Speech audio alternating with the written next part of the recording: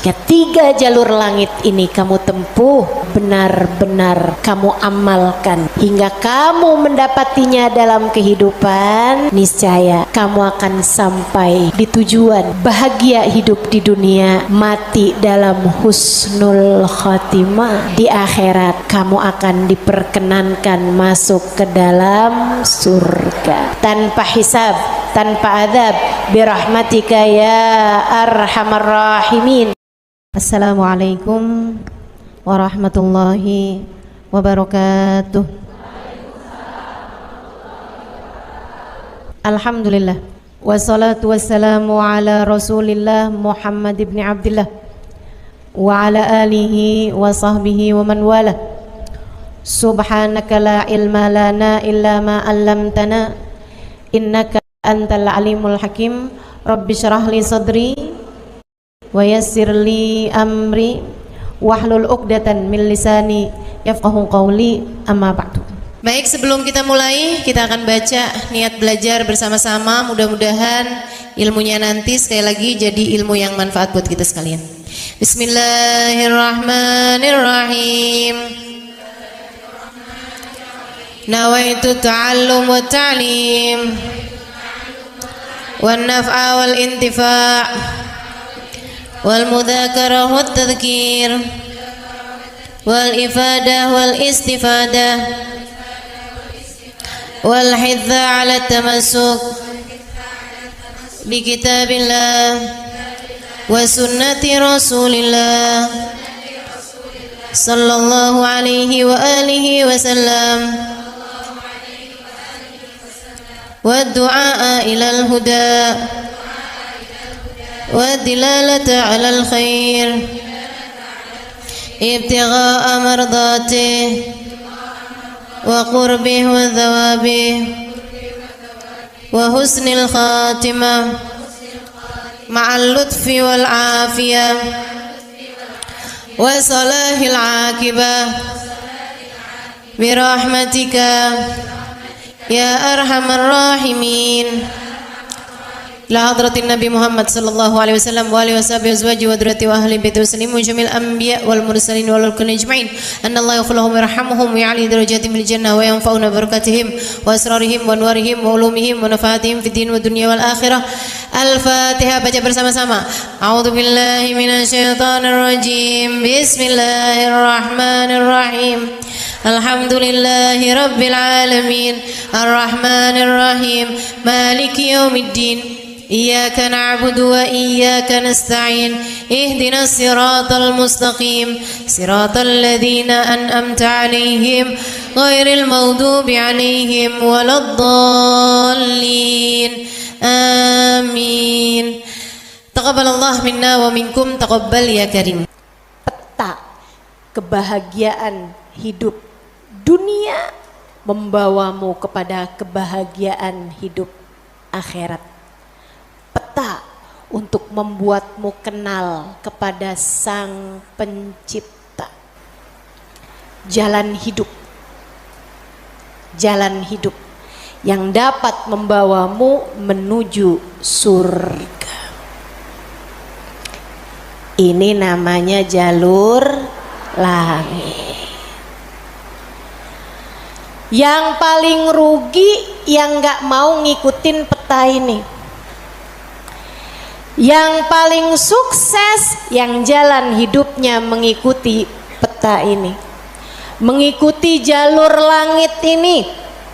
Karenanya adik-adik, ibu-ibu, saudariku sekalian yang saya muliakan, izinkan saya di kajian pada siang hari ini menyampaikan padamu tentang bagaimana cara kita menempuh perjalanan menuju Allah Subhanahu wa ta'ala lewat jalur langitnya.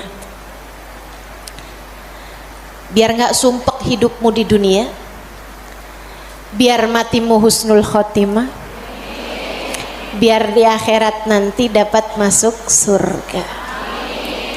Bukankah itu yang kamu mau? Bukankah itu yang kamu inginkan? Adik-adik, bukankah itu adalah cita-citamu? Betul? bahagia di dunia, mati husnul khotimah, di akhirat masuk surga. Adakah keinginan lebih tinggi daripada itu?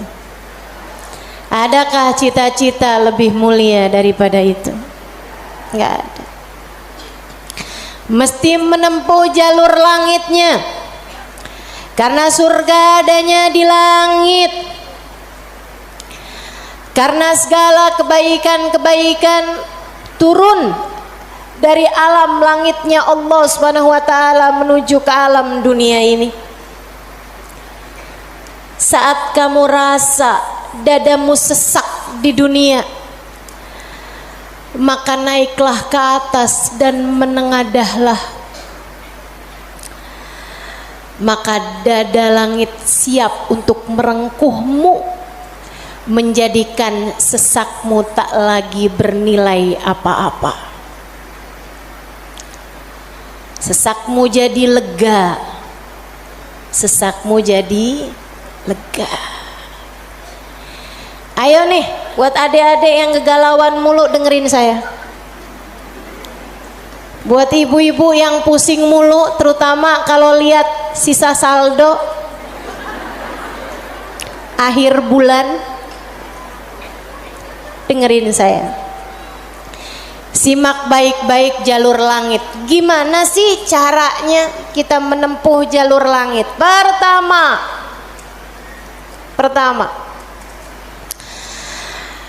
apa aja jalur langit yang bisa kita tempuh? Pertama, sholat. Itu adalah jalur langit yang jangan sampai pernah kamu tinggalkan. Sayyidina Muhammad Al-Bagir berkata kepada putranya Sayyidina Ja'far As-Sadiq, "Ya bunai, ittasil billah." Wahai anakku, senantiasalah terkoneksi dengan Allah, senantiasalah tempuh jalur langit menyampaikanmu kepada Allah Subhanahu wa taala. Seringlah terkoneksi sama Allah. Anaknya bertanya, "Kaifa attasil bih ya walidi?" Bagaimana caraku untuk selalu terkoneksi dengan Allah? Bagaimana caraku berkomunikasi sama Allah? Bagaimana caraku menempuh jalur langit? Ayahandanya berkata, kalau kamu ingin kamu berbicara dengan Allah, sholatlah. Kalau kamu ingin Allah berbicara kepadamu, bacalah Al-Quran. Jadi cara pertama tersambung sama Allah adalah sholat. Jangan tinggal sholat. Jangan tinggal sholat meski siapapun yang mengatakannya. Misalnya ada orang gelarnya apa kek, profesor, doktor, belakang namanya juga ada banyak. Ada banyak gelar-gelar SAG, sarjana alam gaib. Misalnya gitu. Tapi sebenarnya apa SAG itu ya? Sarjana agama. Oh, maafkan saya ya. Saudaraku sekalian yang saya muliakan, sepanjang apapun gelar yang dimiliki seseorang, kalau dia sampai mengatakan misalnya sholat, itu sudah tidak relevan lagi di zaman sekarang. Agama ini semakin maju. Karenanya makna sholat bukan seperti yang disampaikan para ulama. Misalnya dia ngomong begitu, sholat itu tujuannya mengingat Allah, aqimis sholata lidzikri. Kamu kalau udah bisa ingat Allah nggak pakai sholat, ya itu udah cukup sebagai sholat. Nah nih, hati-hati ucapan-ucapan yang tidak bertanggung jawab semacam ini. Salat itu kewajiban dari Allah. Allah yang punya jalur langit, Allah yang tahu bagaimana cara tersambung dengan Allah Subhanahu wa taala. Dan dia yang telah menamakan salat sebagai salat dari kata-kata wasala yasilu silatan, yang artinya adalah hubungan, tersambung. Orang yang punya salat, menjaga salatnya, dia akan senantiasa tersambung dengan Allah. Dia adalah orang-orang yang menjaga jalur langit. Komunikasi langitnya tetap tersambungkan. Jagain sholat. Dek, jagain. Tapi saya belum bisa khusyuk Ustazah. Nggak apa-apa.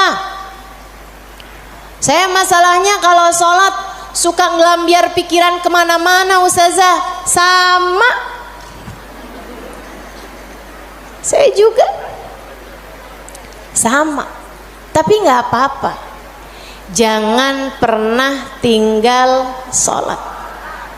Imam Ghazali bahkan menyebutkan salah satu penyebab kematian dalam su'ul khatimah, salah satu penyebab iman tercabut dari dalam hati di saat kematian datang, naudzubillah min dzalik, nomor 1 tarkus shalah, meninggalkan salat. Tiang agama kita. Siapa yang salatnya benar, ibadahnya benar. Siapa yang ibadahnya benar, hidupnya benar. Siapa yang hidupnya benar, bakalan matinya benar. Siapa yang matinya benar, di akhirat dapat kehidupan yang menyenangkan. Karenanya mesti, harus, nomor 1 kamu benahi dalam hidupmu, jangan tinggal sholat. Sesibuk apapun kamu, sholat jangan tinggal, Dek.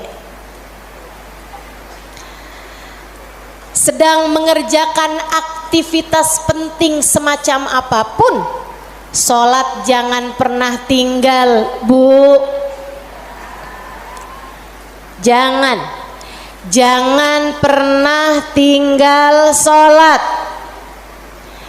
Sebab orang kalau lagi ninggal sholat, bukan hanya karena dia nggak mau sholat, tapi karena dia tidak diizinkan Allah untuk menghadap kepadanya, telah diputuskan jalur antara dia dengan Allah Subhanahu wa taala. Naudzubillah min dzalik, jalur langit telah terputus darinya. Itu kayak punya HP tapi nggak ada sinyal, nggak bisa dibikin apa-apa HP-nya. Punya HP nggak ada sinyalnya, Bu, nggak ada kartunya, mau dipakai apaan? Mau dipakai ngulek sambel? Ya kan enggak gitu. Karenanya teman-teman sekalian, sholat jangan tinggal. Kamu kalau dibikin sama Allah dalam hidup nggak ngerjain sholat, kamu perlu menangisi hal tersebut. Kenapa gitu? Saya sering sampaikan, orang ketika sholat bukan hanya karena dia mau sholat, akan tetapi karena dia masih punya nilai di sisi Allah, sehingga Allah masih izin. Allah kalau benci sama satu makhluknya, sama seorang hambanya, Allah nggak akan izinkan orang tersebut menghadapkan dirinya kepada Allah dalam sholatnya. Dia kirain dia yang nggak mau sholat, padahal Allah yang nggak mau dia menghadap kepadanya. Telah diputus jalur antara dia dengan Allah Subhanahu wa ta'ala. Na'udzubillah min dzalik. Ada yang nanya sama saya, Ustazah, saya nih kan lagi belanja nih Ustazah, kan sibuk tuh kan. Belanja di mana? Di mall saja. boleh nggak Ustazah saya jamak sholat saya? Lah ngemol di jamak sholat agak nih. Belanja ke pasar, sholat udah sampai di jamak-jamak. Innalillahi. Boleh nggak Ustazah? Nggak boleh lah. Yang boleh jamak sholat itu kalau bepergian, itu pun juga dengan jarak keluar kota 82 km.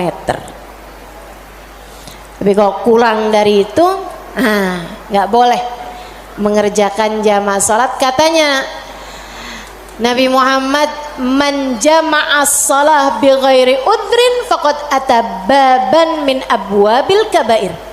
Siapa yang suka ngumpulin salat, jamaah salat tanpa ada alasan yang dibenarkan, dia sedang mendatangi salah satu pintu dari pintu-pintu dosa-dosa besar. Dia tanya, boleh nggak Ustazah jamaah salat?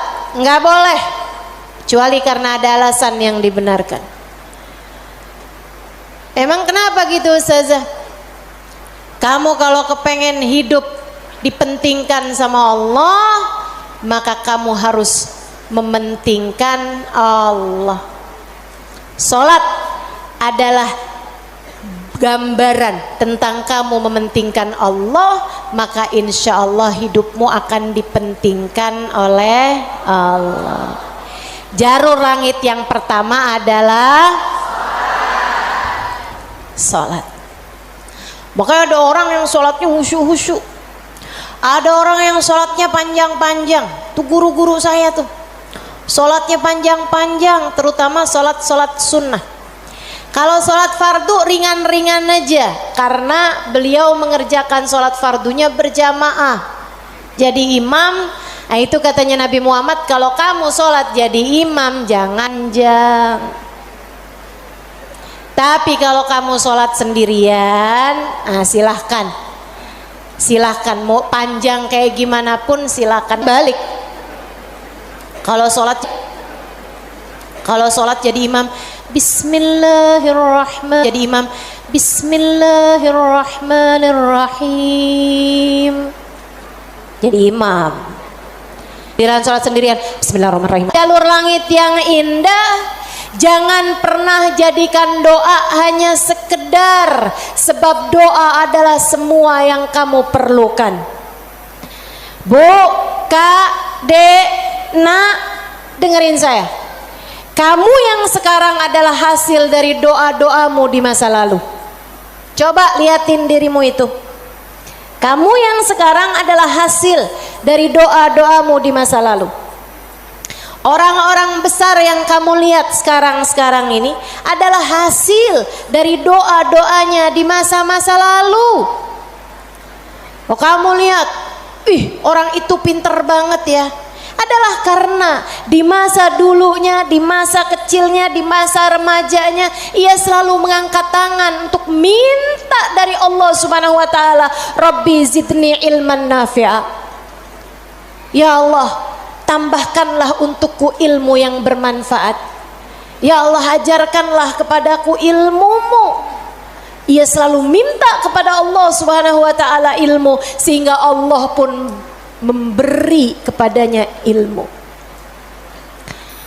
Siapapun yang kamu kenal, orang-orang hebat-hebat yang ada di sekitarmu, itu adalah hasil dari doa-doanya di masa-masa lalu. Tinggal kamu lihat dirimu itu. Kamu pengen jadi kayak gimana? Tempuhlah jalur langit dengan perbanyaklah berdoa. Dan itu bukan hanya urusan dunia, urusan akhirat lebih jelas lagi.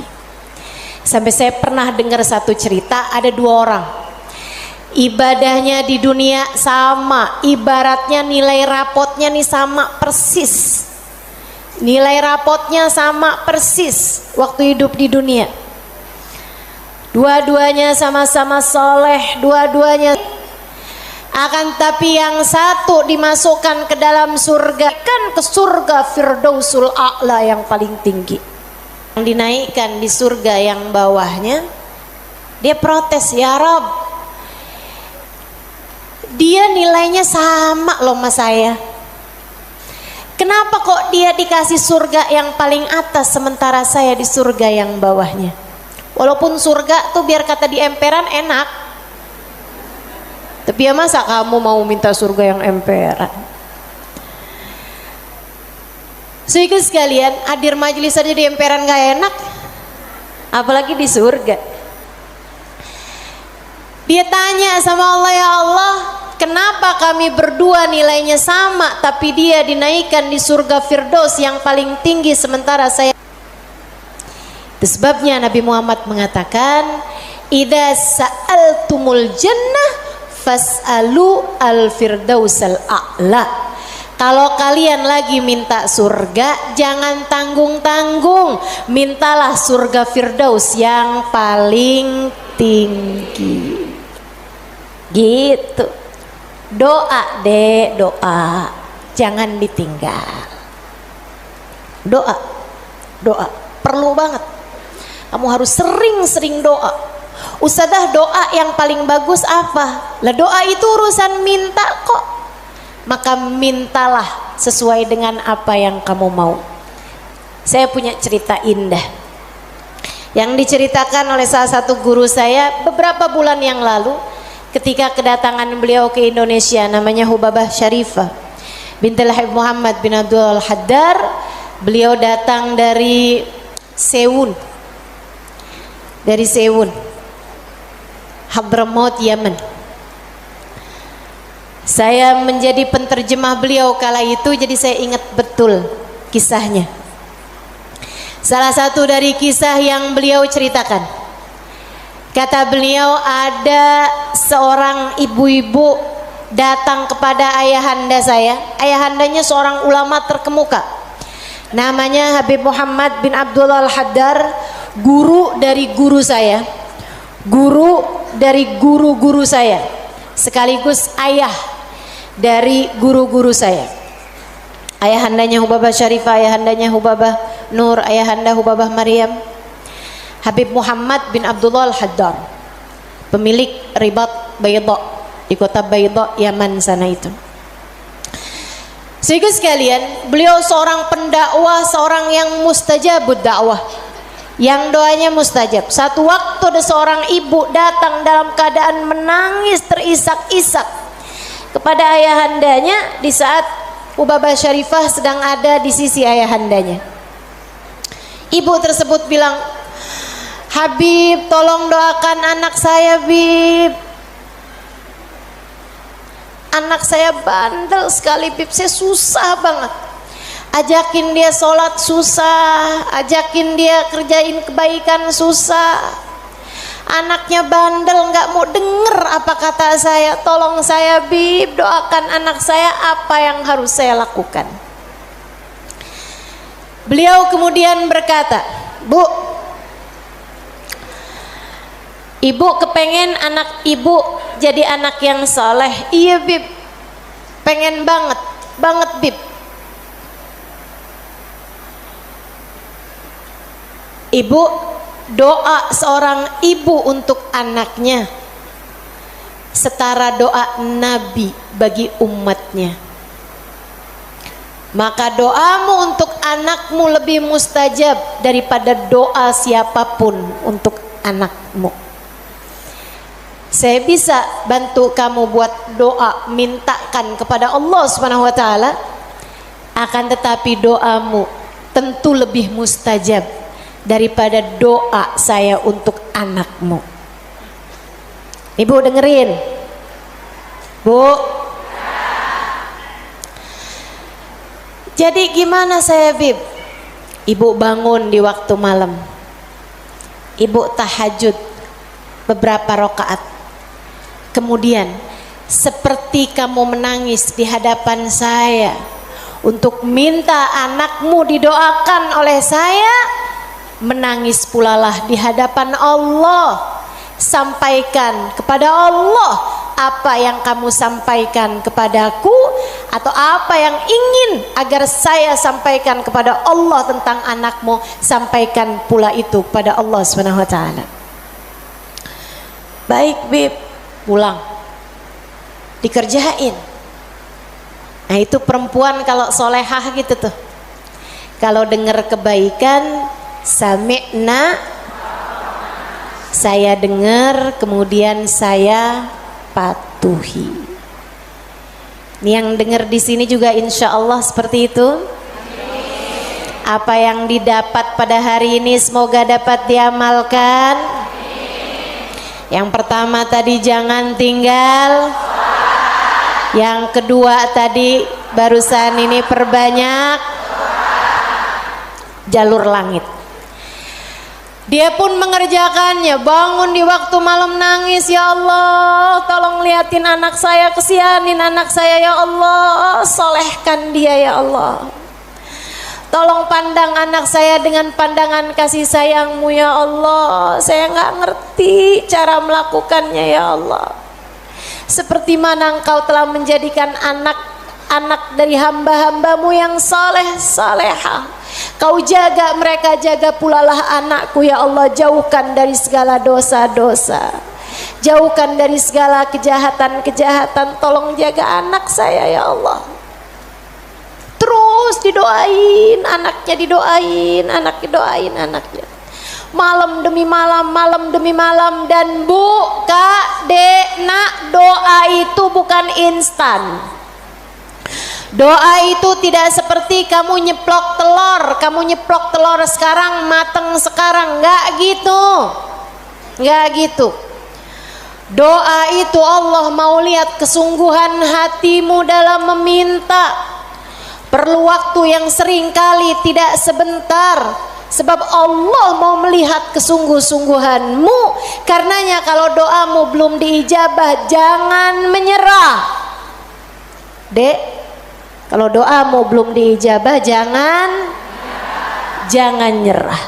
Kamu masih sangat mungkin untuk diijabah doamu selagi kamu tidak berhenti berdoa. Ingat-ingat ucapan saya. Kamu masih sangat mungkin untuk diijabah doamu itu selagi kamu tidak berhenti berdoa. Doa terus. Kata Hubabah Syarifah, setahun, 2 tahun, 3 tahun, 4 tahun, 5 tahun, 6 tahun. Kemudian anak yang dulu pernah membuat ibunya menangis karena kenakalan anak tersebut, karena ketidaksolehan anak tersebut, sekarang telah menjadi seorang anak yang dapat membuat ibunya tersenyum bangga. Di usia-usia hampir 20-an tahun, anak tersebut menjadi anak paling soleh di kampungnya, hafal Al-Quran 30 juz dengan 7 bacaannya, qiraatus sab'ah. Anak yang jauh dari kenakalan-kenakalan remaja, anak yang dekat dengan para ulama, anak yang mengetahui banyak ilmu agama, anak yang menjadi sangat soleh, idaman semua para orang-orang tua. Jangan nyerah, jangan nyerah. Jika kehidupan membuatmu tersungkur, itu adalah waktumu untuk membenamkan dirimu dalam sujud-sujud panjang kepasrahan. Kemudian kamu langitkan doa hingga Allah mengijabah doa-doamu itu. Saya ulangi, jika badai kehidupan membuatmu jatuh tersungkur, itu adalah saat yang tepat untukmu membenamkan wajahmu dalam sujud-sujud kepasrahan. Kemudian kamu langitkan doa-doamu, berbisik di bumi, namun suaramu didengar hingga ke arsy. Saat itulah Allah akan mengijabah doamu itu. jangan pernah berhenti berdoa. Jangan remehkan doa. Jangan remehkan doa. Saya, Dek, pernah muda juga kayak kamu. Ya masa lahir langsung gede gini. Sewaktu saya remaja, masuk umur 12 tahun, 13 tahun, sebelum balik bahkan saya udah berada di pondok pesantren. Jadi saya itu nggak pernah ngalamin masa belum berjilbab sebelum balik. Maksudnya ketika balik tuh saya udah mulain berjilbab. Alhamdulillah, nikmat dari Allah Subhanahu wa taala. Adik-adik saudaraku sekalian, saat saya kecil, saya ada di pondok-pondok pesantren, saya mulai kenal ustadz-ustadz, ustadzah-ustadzah, ulama-ulama yang membuat saya jatuh cinta dengan ilmu agama. Alhamdulillah, Allah kasih rasa dalam diri saya keinginan untuk selalu belajar. Saya punya keingintahuan yang banyak terhadap urusan ilmu. Jadinya saya seneng banget belajar. Nah, di waktu kecil itu tadi, umur 12-an tahun sebagai santri, kan selain dari belajar ada kewajiban lain tuh. Nyuci baju, apalagi kalau dapat piket, bersihin kamar mandi, nyapu kamar, ngepel kamar. Itu saya sangat tersiksa sekali, sebab saya ini adalah pemalas. Jadinya karena saya pemalas urusan bebersih dan saya mendadak rajin ketika urusannya belajar. Saya seneng belajar, saya seneng tahu, saya suka mikir. Saya tuh kalau lagi baca kitab gitu seneng banget. Saya kalau lagi belajar gitu seneng banget. Apalagi kalau ustadzanya yang nyampein ilmu dengan cara-cara yang sangat saya sukai gitu, ngasih tahu hal-hal yang nggak ada di dalam kitab gitu. Saya bisa melongo dengerin, seneng banget. Jadinya di masa-masa kecil itu kalau saya lagi dengerin kajian, kalau saya lagi baca kitab, saya suka doa, ya Allah, jangan pernah pisahkan saya dari ilmu. Ya Allah, jangan pernah jauhkan saya dari kitab-kitab pengetahuan yang mendekatkan saya padamu. Umur 12 tahun, 13 tahun, doa saya semacam itu. Ayo nih adik-adik yang umur 16 tahun, ya Allah, kenapa kok saya nggak pernah ada yang nembak ya?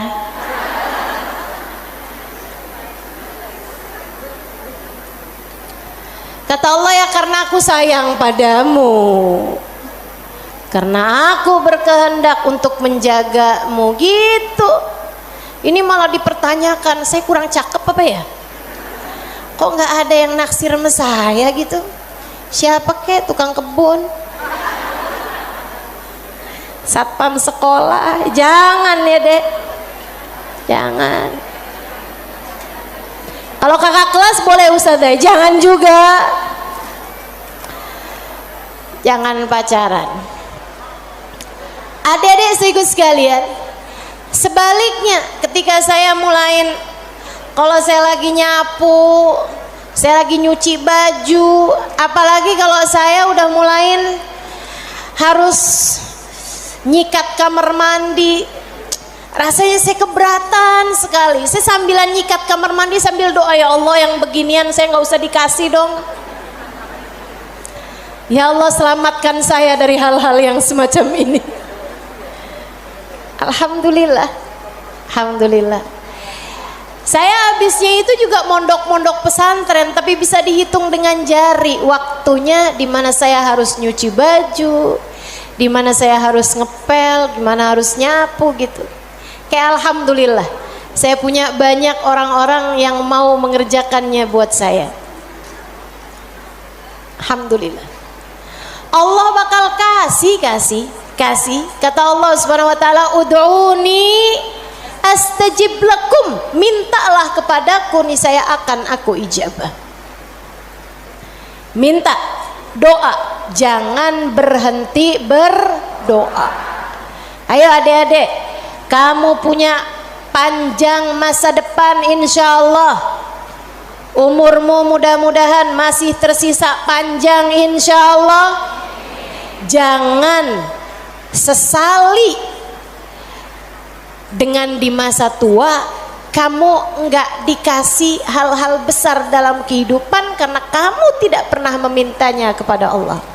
Minta, ya Allah, pandanglah aku dengan pandangan kasih sayang-Mu. Ya Allah, seperti mana Engkau menjaga hamba-hamba-Mu yang soleh-solehah, tolong jaga saya juga ya Allah. Dek, minta sama Allah. Saya serius berkata padamu, dengarkan saya. Saya menyampaikan nasihat sebagai orang tua kepadamu, Dek, kepadamu nak. Minta sama Allah, yang dekat sama Allah. Karena kalau kamu merasa kok saya punya orang tua nggak terlalu sayang ya sama saya, kamu tahu nggak kenapa dalam hidup kamu seringkali merasa bahwa orang tuamu nggak cukup sayang sama kamu, guru-gurumu sepertinya nggak sayang sama kamu. Saya kasih tahu, saat Allah membuat hatimu patah dari berharap kepada manusia, itu adalah cara Allah untuk mengenalkan kasih sayangnya yang tak terbatas padamu. Dekatilah Allah. Orang lain mungkin merasa bosan denganmu, tapi Allah tidak. Allah tidak. Allah tidak akan bosan denganmu kecuali jika kamu yang bosan dengannya. Allah tak akan meninggalkanmu kecuali jika kamu yang meninggalkan Allah. Maka atas nama cinta saya sampaikan padamu, Dek, dengerin saya. Bu, dengerin saya. Atas nama cinta saya sampaikan padamu, jangan pernah tinggal Allah. Yang dekat sama Allah, mintalah terus kepada Allah. Mintalah terus kepada Allah. Minta pandangan kasih sayangnya tertuju padamu. Minta Rahman Rahimnya, rahmatnya Allah kasih kepadamu. Minta agar dalam keadaan apapun Allah tak pernah berhenti menyayangimu. Mintalah, mintalah permintaan yang tak akan pernah kamu sesali. Nggak usah minta, ya Allah, jangan biarkan orang tua saya meninggalkan saya. Nggak usah.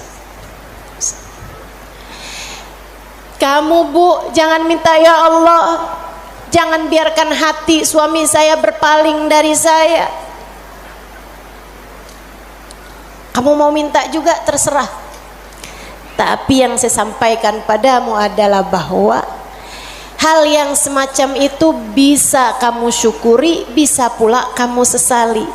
Akan tetapi kalau kamu tidak ditinggalkan oleh Allah, sampai kapanpun tidak akan pernah kamu sesali, insya Allah. Jadi jalur langit yang harus kamu tempuh, yang pertama adalah, yang kedua adalah, yang ketiga adalah cinta kepada baginda Nabi besar Muhammad. dan semua orang-orang yang menyampaikanmu kepada jalur langit. Jangan putus hubungan dengan orang-orang soleh, dengan para ulama Allah subhanahu wa ta'ala. Saya akan sampaikan 5 menit lagi, kemudian kita akan segera akhiri majelis ini. Saudaraku sekalian yang saya muliakan, yang pertama jangan tinggal sholat, yang kedua jangan tinggal doa. Jalur langit yang ketiga yang harus saya sampaikan padamu adalah milikilah guru yang dapat menyampaikanmu kepada Allah. Milikilah jalur langit yang dapat menyampaikanmu kepada Allah. Cintai orang-orang soleh di atasmu hingga mereka menyampaikanmu kepada Nabi Muhammad. Kemudian Nabi Muhammad menyampaikanmu kepada Allah. Beliaulah tali Allah subhanahu wa ta'ala.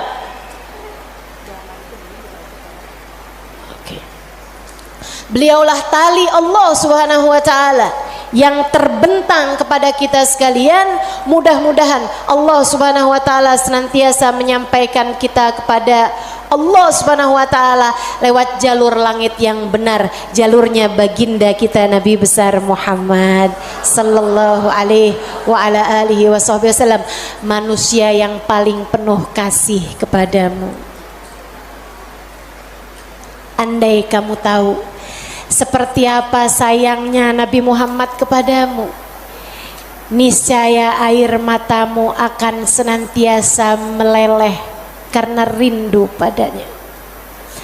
Andai kamu tahu seperti apa cintanya Nabi Muhammad kepadamu sebagai umatnya, niscaya kamu akan menyibukkan dirimu bersolawat kepadanya, dan itu adalah merupakan salah satu dari tangga-tangga yang mendekatkanmu padanya. Andai kamu tahu seperti apa cintanya Nabi Muhammad dan pengorbanannya kepadamu, niscaya kamu tak akan berharap cinta manusia selain daripada cinta Nabi Muhammad sallallahu alaihi wasallam. Maka 3 jalur langit ini kalau kamu tempuh, kamu tidak akan pernah tersesat jalan. Kamu akan sampai di tujuan. Peta kehidupannya menjadi terbaca dan kamu akan melangkah tanpa keraguan. Jika 3 jalur langit ini kamu tempuh, dari sholat tidak ada yang kamu tinggal, dan kamu tambahi dengan ibadah-ibadah sholat sunnah pula, terutamanya di keheningan malam, di sepertiga malam yang terakhir. Juga doa dalam keadaan apapun, kamu memperbanyak berdoa. Saat kamu bersama dengan orang-orang saleh, saat kamu duduk di majelis-majelis ilmu adalah saat yang begitu indah untuk kamu berdoa meminta kepada Allah Subhanahu wa taala jalla jalaluhu wa ta'ala azamatu. Kamu jadikan doa tidak hanya sekedar, melainkan semua yang kamu perlukan. Kemudian besar cintamu kepada baginda Nabi besar Muhammad sallallahu alaihi wasallam, maka itulah 3 dari rahasia jalur langit yang dapat saya sampaikan kepadamu. Jika ketiganya benar-benar kamu amalkan hingga kamu mendapatinya dalam kehidupan, niscaya kamu akan sampai di tujuan, bahagia hidup di dunia, mati dalam husnul khatimah. Di akhirat kamu akan diperkenankan masuk ke dalam surga tanpa hisab, tanpa adab, birahmatika ya arhamar rahimin wa bijudika ya ajwadal ajwadin innahu waliyu dzalika wal qadir alaih.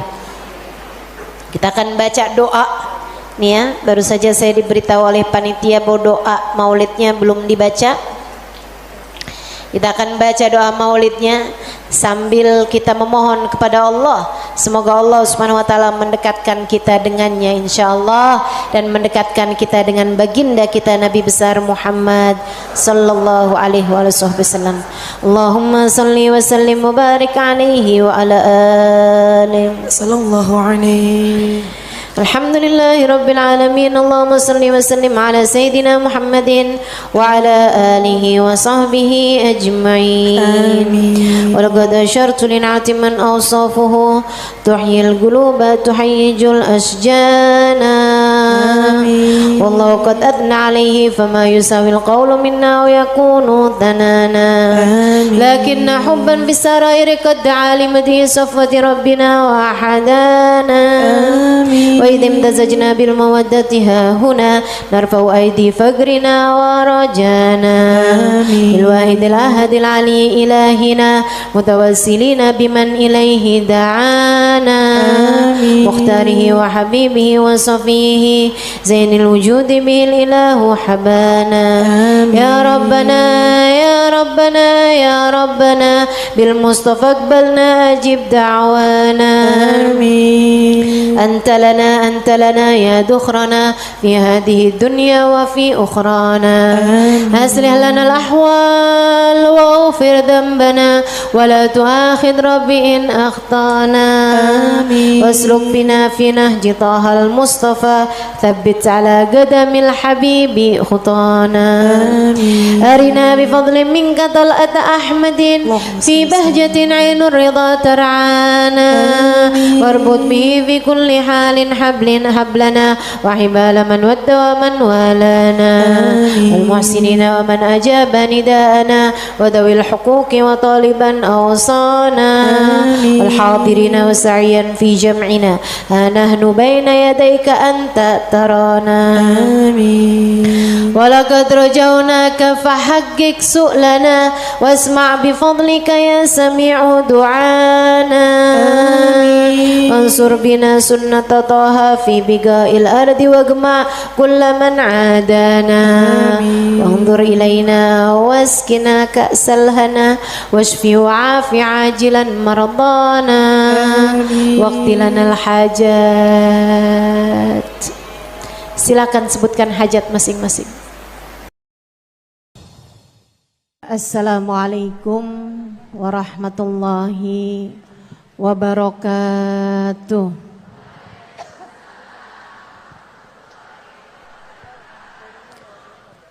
Alhamdulillah. Wassalatu wassalamu ala Rasulillah Muhammad ibn Abdillah wa ala alihi wa sahbihi wa man wala.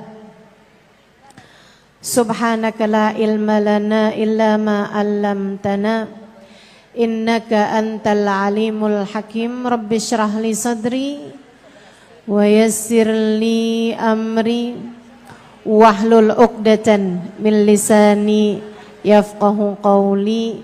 Amma ba'du. Alhamdulillah, Allah sampaikan juga saya ke tempat ini.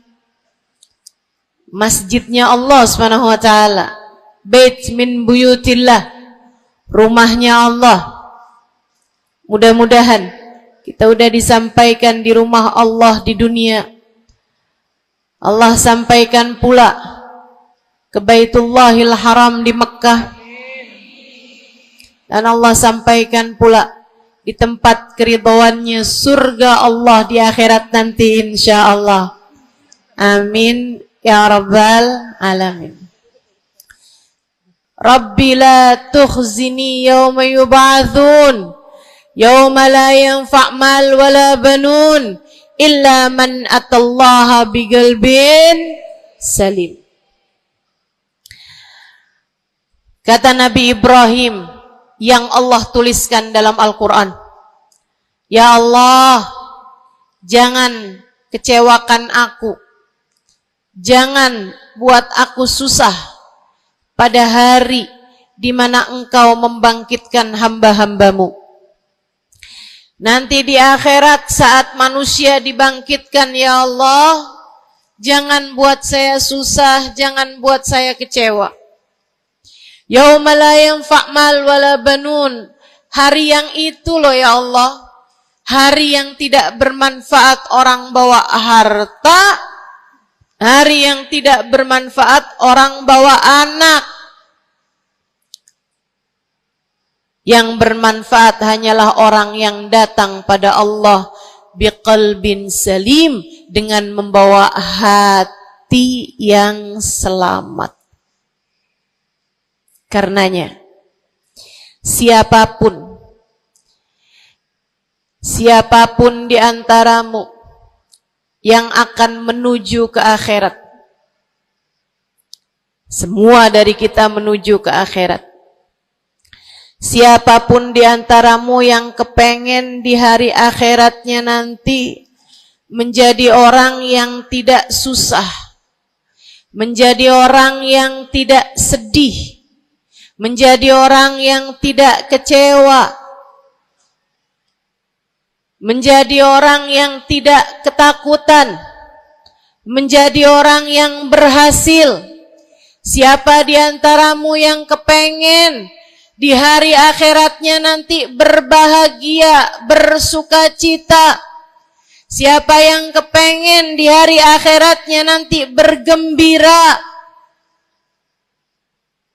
Pastikan saat-saat ini, saat hidupmu di dunia ini, pastikan kamu sedang menuju kepada keselamatan hati. Hatimu selamatkan. Hatimu selamatkan, teman-teman. Hatimu selamatkan.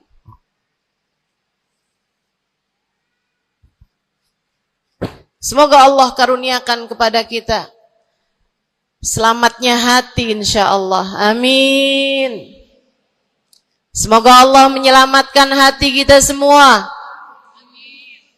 Semoga Allah menyelamatkan hati kita semua. Nabi kita Muhammad menyebutkan dalam salah satu hadisnya,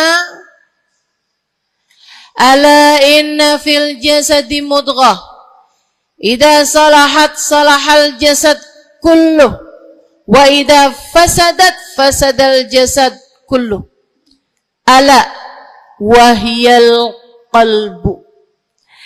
Kata Nabi, ketahuilah sungguhnya dalam diri manusia terdapat segumpal darah. Apabila ia bagus, ia selamat, ia bersih, selamatlah seluruh anggota tubuhnya. Apabila ia rusak, ia hancur, ia gelap, ia mati, maka hancur pulalah seluruh anggota tubuhnya. Ala wahiyal qalbu, ketahuilah segumpal darah tersebut bernama hati. Maka bu, ka, de, na, ne, banyak nenek-nenek di sini. Saya sampaikan padamu pesan dari hati saya yang terdalam. Berhati-hatilah dengan hati. Yang hati-hati sama hati, apa yang ada di dalamnya? Coba silahkan kamu pikirkan nih, kondisi hati saya nih kayak apa. Kita kalau badan lebih gampang ngerasainnya. Saya kalau ditanya, Ustazah lagi sakit? Iya. Sakit apanya Ustazah? Kaki. Saya bisa jawab. Tapi kalau kamu ditanya misalnya, gimana kabar hati kamu?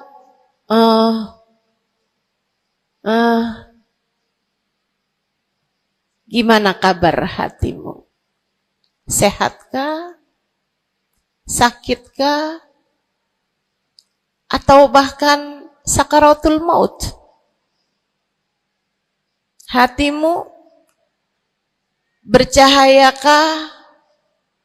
Gelapkah? Atau bahkan mati? Bagaimana kabar hatimu, teman-teman? Bagaimana kabar hatimu? Innallaha la yanzur, kata Nabi Muhammad dalam hadis yang lain. Innallaha la yanzur ila suwarikum wala ila absyarikum, walakin yanzur ila qulubikum.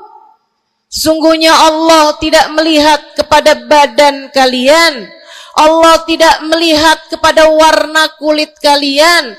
Allah nggak peduli hidung kamu mancung ataukah pesek.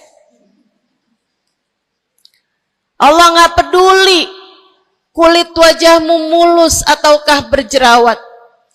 Allah nggak peduli kamu tinggi ataukah pendek. Allah nggak peduli warna kulitmu semacam apa. Yang Allah Subhanahu wa taala lihat, yang Allah Subhanahu wa taala perhatikan adalah hatimu. Adakah ia mulus? Adakah ia penuh dengan penyakit-penyakit?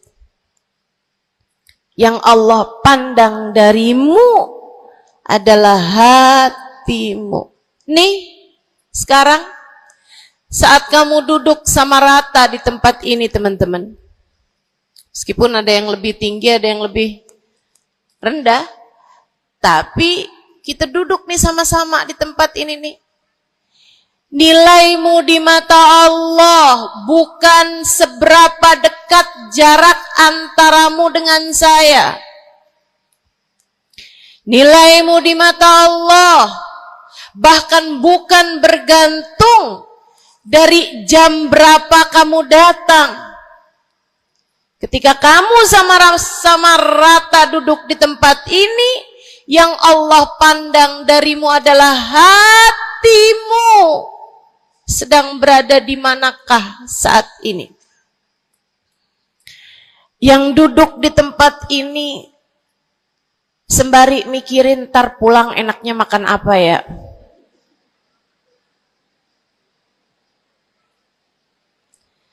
Yang duduk di tempat ini sambil mikirin, kok saya lapar ya? Iya, belum sarapan. Gara-gara buru-buru, takut nggak kedapatan tempat duduk. Gara-gara buru-buru, kepengen bisa lihat mukanya Ustazah Halimah yang viral.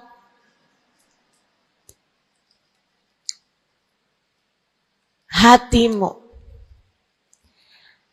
Allah melihat darimu, nilaimu di hadapan Allah. Nilaimu di hadapan Allah saat ini bukan bergantung dari seberapa awal kamu datang, bukan bergantung pada hal-hal yang lainnya, akan tetapi yang Allah lihat darimu adalah hatimu. Adakah Allah di dalamnya? Adakah Allah di dalamnya? Adakah Allah di dalamnya? Pun demikian dengan kamu saat sholat, pun demikian saat kamu sedang sedekah. Semuanya masalah hati, teman-teman. Semua masalah hati. Kata guru saya Sayyidil Habib Umar bin Hafid, al-madar kullal madar fi salahil gulub. Urusan segala urusan, sumber segala macam urusan, dasar segala macam urusan ada pada bagusnya hati. Kalau udah hatinya bagus, bagus semuanya. Kalau udah hatinya busuk, busuklah semuanya.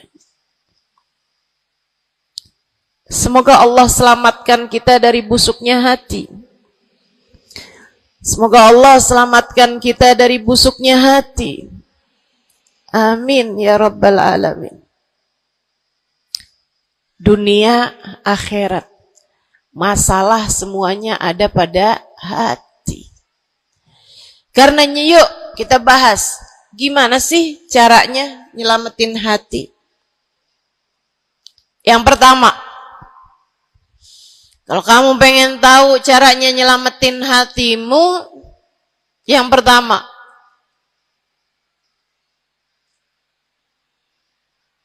bersihkan sampah-sampahnya. Nih, kamu mau rumah itu biar bagus, biar terjaga, biar selamat. Kamu lihat dalamnya, oh banyak sampah, banyak noda, banyak kotoran. Dari mulai kotorannya cicak, ayam, sampai mungkin anjing, karena lama nggak ditempatin.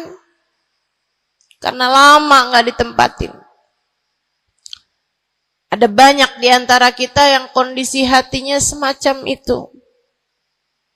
Sampah begitu banyak dalam hatinya. Ada banyak di antara kita umat Islam yang kondisi hatinya semacam itu. Begitu banyak sampah di dalam hatinya tersebut. Semoga Allah selamatkan semuanya. Amin. Maka hal pertama, kalau kamu kepengen punya hati yang selamat, yang nomor satu adalah bersihkan hatimu dari semua sampahnya, keluarin. Apa sampahnya hati? Dosa-dosa yang telah kamu lakukan. Idza aznabal abd nakat fi qalbihi nuqtah sauda. Kata baginda kita Nabi besar Muhammad,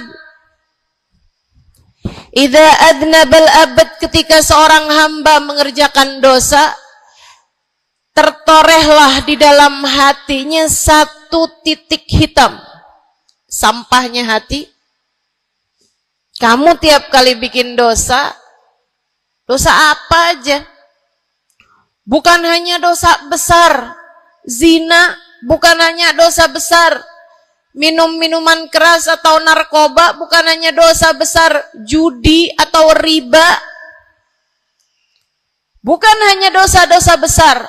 Kalau itu titik hitam yang sangat besar tertoreh di dalam hatimu itu. Bahkan dosa-dosa kecil, sekedar marah-marah sama suami, atau ngambil uang suami. Gimana? Pernah? Rezeki istri solehah ustazah. Lagi mau nyuci, kelihatan, alhamdulillah. Emang haram ya ustazah? Ya haram, bukan punya kamu. Kan katanya ada hak istri dalam harta suami.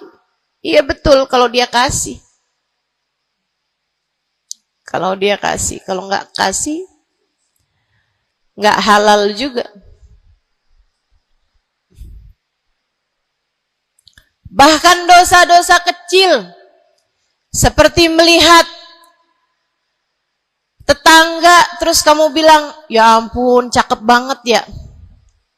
Nyesel saya nggak kawin sama dia.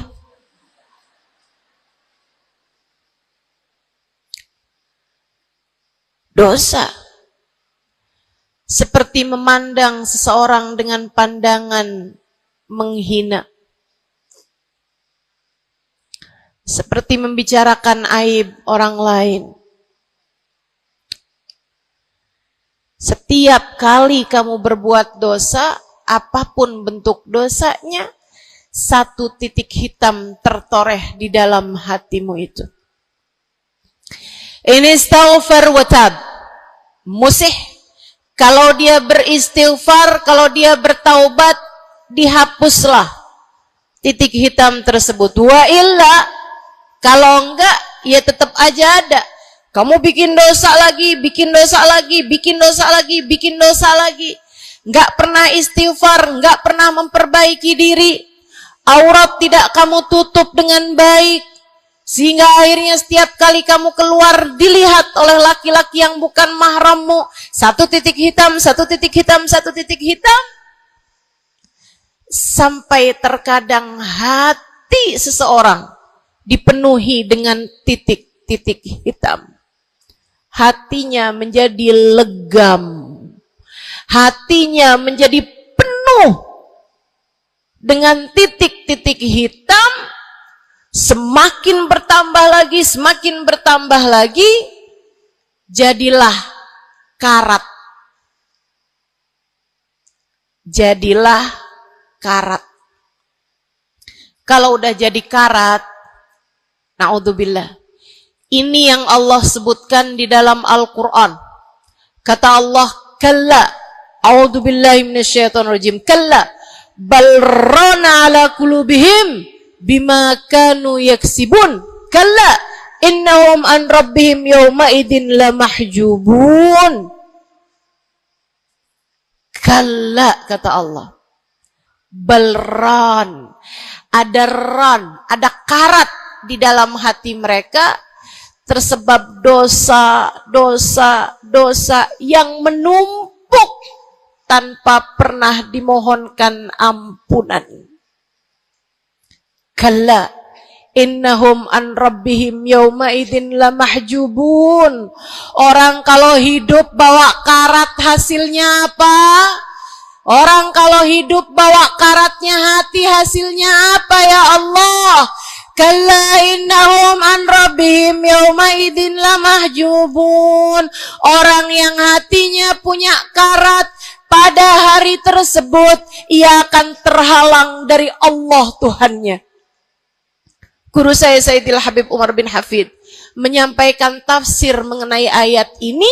Kata Habib Umar bin Hafid, tidak mati dengan membawa iman. Orang yang hatinya penuh dengan karat, apabila datang ajal menjemput, iman tercerabut dari dalam hatinya, hingga ia pun mati, keluar dari atas muka bumi ini dengan tanpa membawa iman Islam. Dia keluar dari atas muka bumi ini bukan sebagai hamba Allah, bukan sebagai umat Nabi besar Muhammad sallallahu alaihi wa ala alihi wasallam. Dia meninggal dunia dalam keadaan su'ul khatimah. Naudzubillah min dzalik. Jangan biarkan karat memenuhi hatimu. Jangan biarkan hatimu, dosa-dosa yang telah kamu lakukan menjadi berkarat dalam hatimu itu.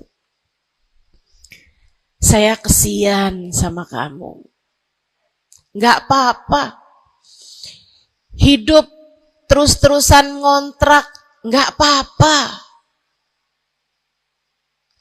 Hidup enggak pernah punya kendaraan sendiri, enggak apa-apa. Enggak pernah punya HP yang canggih, enggak apa-apa. Saya hidup di atas muka bumi ini, enggak pernah ada yang datang melamar saya. Jadinya sampai di usia di atas 30-an tahun, saya masih menjomblo, Ustazah. Enggak apa-apa. Ustazah, saya udah menikah 10 tahun, belum ada anak juga, Ustazah. Enggak apa-apa. Ustazah, suami saya kawin lagi, Ustazah. Enggak apa-apa.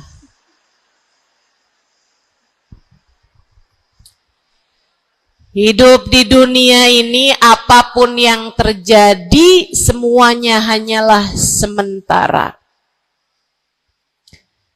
Kamu hanya perlu memastikan agar tatkala datang ajal menjemput, kamu punya modal. Dan modal utamanya yang nomor 1 adalah hati yang bersih. Hati yang selamat. Kamu bawa pulang menghadap Allah Subhanahu wa ta'ala bigalbin salim. Kamu bawa hati yang selamat. Insya Allah. Mati nggak bawa suami nggak apa-apa. Mati nggak bawa anak nggak apa-apa. Nggak bakalan jadi pertanyaan malaikat raqib atid.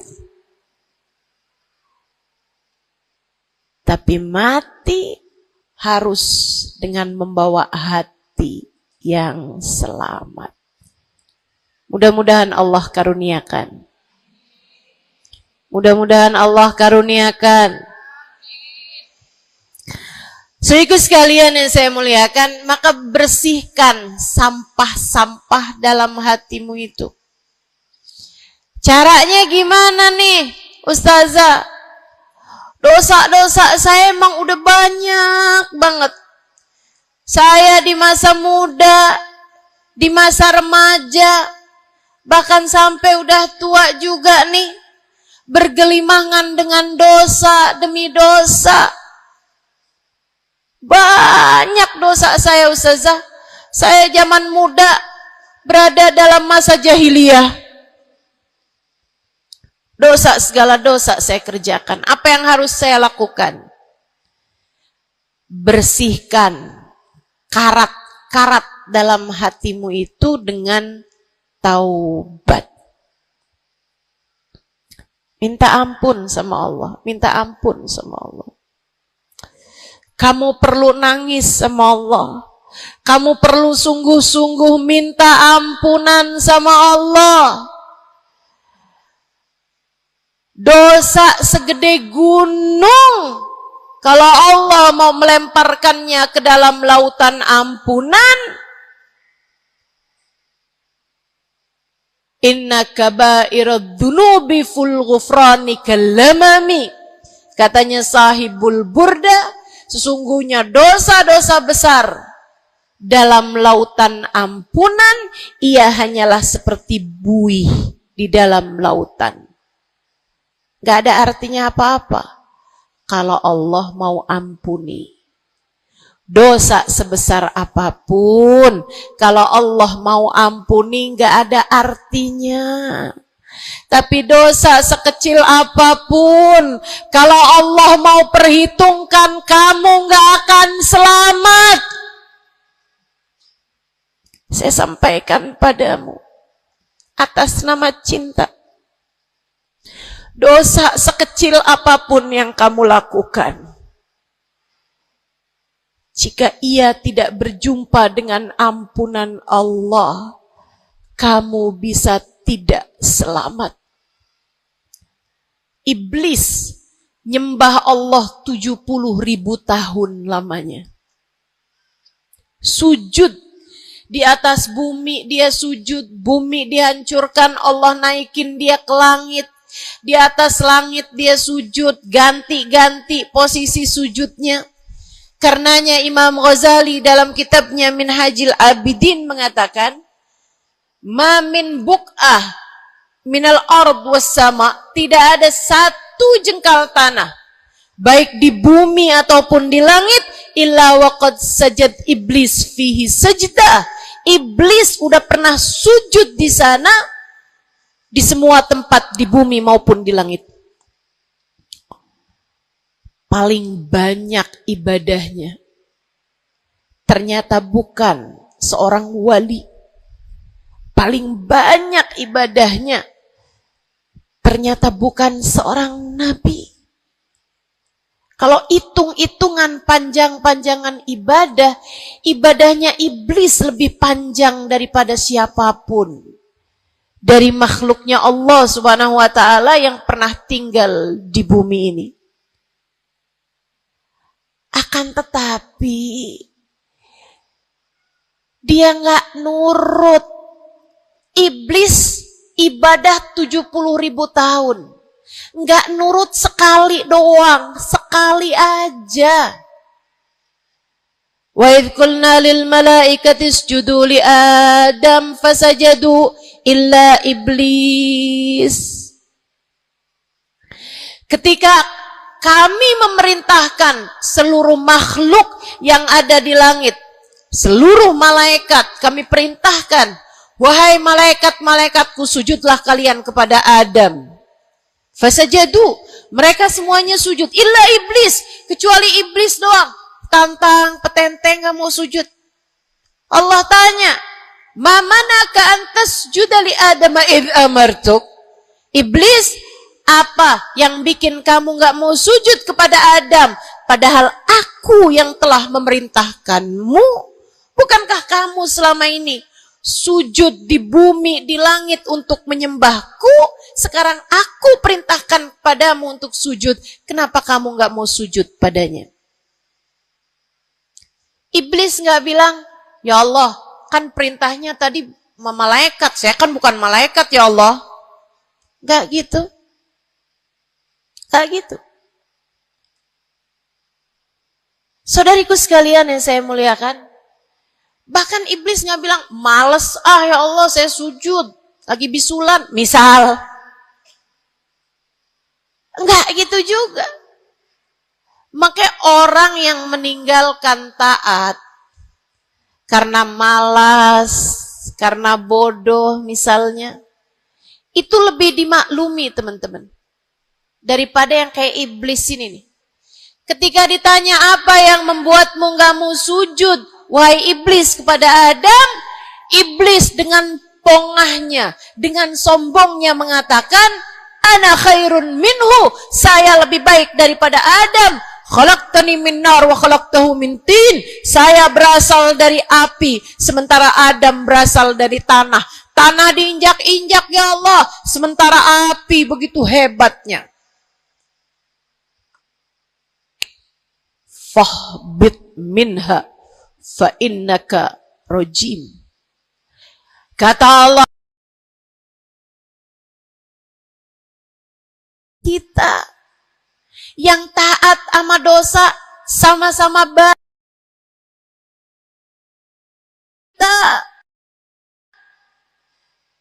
Yang mungkin dosa kita lebih banyak daripada taat kita.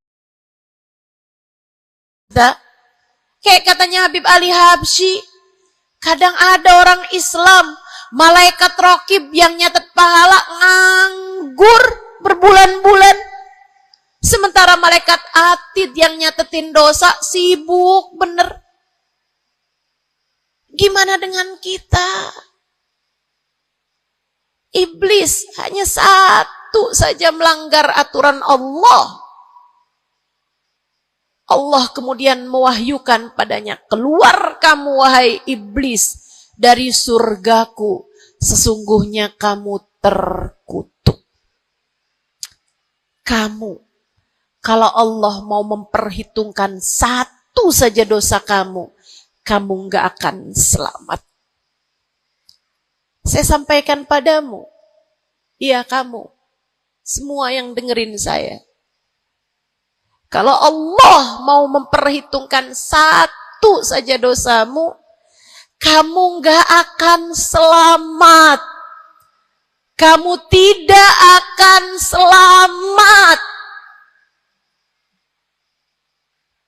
Tapi kan saya anaknya Fulan bin Fulan. Tapi kan saya keturunannya Fulan bin Fulan. Tapi kan saya istrinya Fulan bin Fulan. Bu, Kak, Dek, Nak, gak selamat siapapun kamu. Anaknya Nabi Nuh, nabinya Allah tenggelam. Pamannya Nabi Muhammad, paman baginda kita Nabi besar Muhammad, Abu Lahab, Allah tuliskan kehancurannya, kecelakaannya, kebinasaannya di dalam Al-Quran. Mau siapa yang kamu andalkan?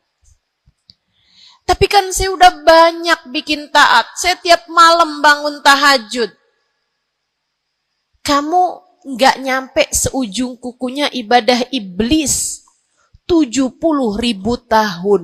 70.000 tahun. Sujud pada Allah SWT di tiap jengkal tanah. Nih tanah yang sekarang kita jejak ini pernah dibikin sujud sama iblis. Waktu iblis tinggal di atas muka bumi ini. tapi semuanya nggak manfaat. Kalau Allah mau memperhitungkan satu saja dosa hambanya, ia tidak akan selamat. Sebab Allah hanya mau menerima hati yang tidak ada sampah di dalamnya. Sebab hanya berkenan menerima hati yang tidak ada noda-noda di dalamnya. Sampah hatimu bersihkan, dosa-dosamu taubati, mintalah ampun kepada Allah, mintalah ampun kepada Allah. Bangunlah di waktu malam, mandilah dengan mandi taubat. Saat-saat mandimu kamu bilang dalam hatimu, ya Allah, sebagaimana air membersihkanku dari segala kotoran-kotoran di badanku, ya Allah, bersihkanlah dosa-dosaku dengan hujan ampunanmu. Kemudian sholatlah. 2 rakaat, 4 rakaat, sholat taubat. Kemudian sesudahnya, mulailah kamu ingat dosa-dosamu. Mulailah kamu ingat dosa-dosamu. Dari sejak kamu balik sampai sekarang ini. Betapa ia telah menggunung, betapa ia telah melumuri dirimu itu, betapa ia telah menjadikan dirimu kotor. Kemudian ingatlah nikmat yang telah Allah SWT berikan, bahwa bersama dengan banyaknya dosa-dosamu, ia tak henti-henti memberikan kepadamu kenikmatan demi kenikmatan. Bahwa meski matamu berulang-ulang kau pandang yang haram dengannya, Allah masih membiarkan matamu dapat melihat. Betapa meskipun telingamu berulang-ulang kamu pakai untuk mendengarkan aib-aib orang, nyatanya sampai sekarang telingamu masih dapat mendengar. Betapa lisanmu, berapa banyak hati tersakiti dari lisanmu itu. Mertuamu kamu sakiti, suamimu kamu sakiti, anakmu bahkan kamu sakiti. Bodoh banget sih jadi anak. Astagfirullah, astagfirullah. Kamu kok bandel banget sih, mama nyesel punya anak kayak kamu. Astagfirullah.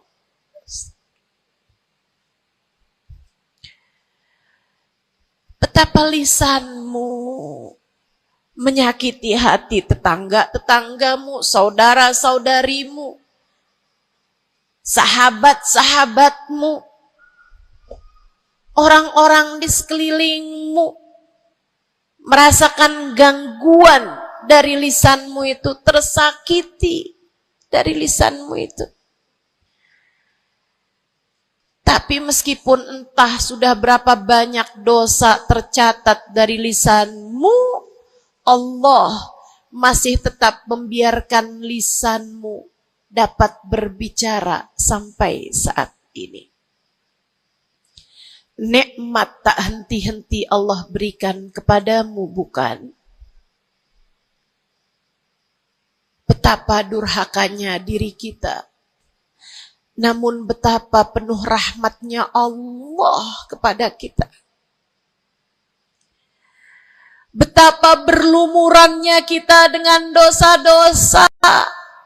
Namun betapa Allah bersama dengan segala dosa-dosa yang kita lakukan, tak henti-hentinya membanjiri kita dengan kenikmatan. Wa in ta'uddu ni'matallahi la tuhsuha. Kalau kamu mau hitung nikmatnya Allah, kamu tak akan pernah mampu menghitungnya. Sesudah kamu ingat-ingat dosamu, kamu ingat nikmat Allah kepadamu, kamu ucapkan seperti ucapan baginda Nabi Muhammad. Allahumma anta rabbi la ilaha illa anta khalaqtani wa ana abduka wa ana ala ahdika wa wa'dika mastata'tu a'udzu bika min syarri ma sana'tu abu'u laka bi ni'matika 'alayya wa abu'u bi dhanbi faghfir li fa innahu la yaghfiru dzunuba illa anta. Ya Allah, Engkau adalah Tuhanku. Tak ada Tuhan kecuali Engkau. Aku adalah hamba-Mu yang Kau perintahkan buat taat, yang Kau perintahkan untuk menepati janji semampuku. Ya Allah, aku berlindung dari buruknya perbuatan yang telah aku lakukan. Begitu buruk, begitu jelek dosa yang telah aku perbuat padamu, ya Allah. Abu'u laka bi ni'matika 'alayya. Ya Allah, Engkau selalu datang padaku dengan berbagai macam kenikmatan-kenikmatan. Wa abu'u bidzambi, sementara aku selalu datang padamu dengan dosa demi dosa. Faghfirli, ampunilah aku ya Allah. Fa innahu la yaghfiru dzunuba illa anta. Bukankah tak ada yang dapat mengampuni dosaku selain Engkau ya Allah. Minta ampun sama Allah. Minta ampun sama Allah. Yang serius, menangislah di hadapannya. Menangislah di hadapannya. Dalam keheningan malam saat tiada sesiapapun yang melihatmu. Jauhkan dulu apapun yang dapat membuatmu kehilangan konsentrasi. Jangan lagi khusyuk-khusyuk, begitu tiba-tiba kedengaran suara Shopee.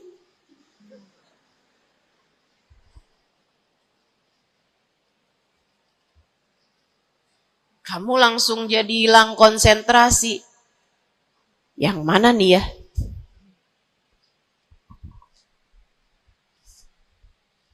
Bismillah. Kalau kamu pengen punya hati yang selamat, nomor 1 adalah taubat. Taubatan nasuha. Taubat yang sungguh-sungguh. Nyesel telah berbuat dosa. Meninggalkan dosa-dosa tersebut. Berjanji untuk tidak mengulanginya lagi. Jika dosanya terkait sama manusia, ada syarat keempat yang harus dilakukan, yaitu meminta maaf kepada orang yang telah engkau sakiti hatinya tersebut. Yang kamu habis bikin dosa sama dia, minta maaf. Mudah-mudahan Allah SWT ampuni dosa-dosa kita. Amin. Semoga Allah ampuni dosa-dosa kita. Amin. Ketika ada seorang ulama ditanya, ya Syekh, wahai Syekh, Kalau saya nih punya banyak hajat nih, punya banyak permintaan, tapi waktunya sempit buat doa. Doa apa yang seharusnya saya panjatkan? Misalnya nih, lagi sebentar nih bisa kepegang Hajar Aswad, lagi sebentar nih bisa ada di depan Ka'bah, lagi sebentar nih bisa ada di dekat makam Nabi Muhammad sallallahu alaihi wasallam. Sesudah kita ucap salam kepada baginda Nabi, ini apa nih yang harus saya minta kepada Allah? Hajat saya banyak, sementara waktu saya sempit buat doanya. Apa yang harus saya mintakan? Apa sebaik-baik hajat yang perlu kita mintakan di saat tidak banyak waktu untuk memintanya kepada Allah?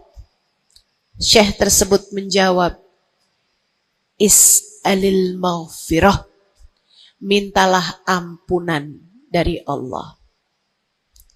Sebab bagaimana mungkin kamu meminta hajat-hajat yang lain sementara kamu masih belum berada dalam pandangan rahmatnya Allah.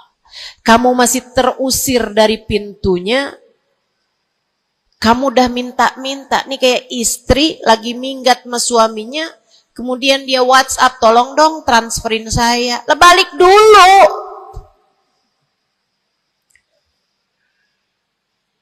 Baru minta. Tiap kita ngerjain dosa adalah tiap langkahan kita menjauh dari Allah subhanahu wa ta'ala. Tiap kali kamu mengerjakan dosa adalah langkahan-langkahanmu menjauh dari Allah subhanahu wa ta'ala. Karenanya mendekat dulu, masuk dulu, Allah bukain pintu dulu, baru deh silahkan minta yang lainnya. Kalau sempit waktumu, mintalah ampunan dari Allah subhanahu wa ta'ala. Ini kan kerjaan kita nih suka salah-salah kalau doa. Giliran lagi ada hujan nih,